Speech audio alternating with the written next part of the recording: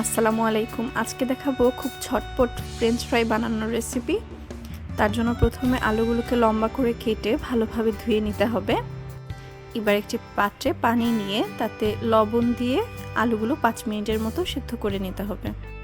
আলু ছেঁকে ভালোভাবে পানি ঝরিয়ে নিতে হবে।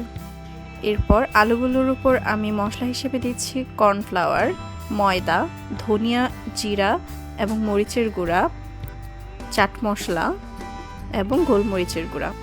এবারে কড়াইতে তেল গরম করে মাঝারি আঁচে আলুগুলোকে খুব ভালোভাবে ভেজে নিতে হবে।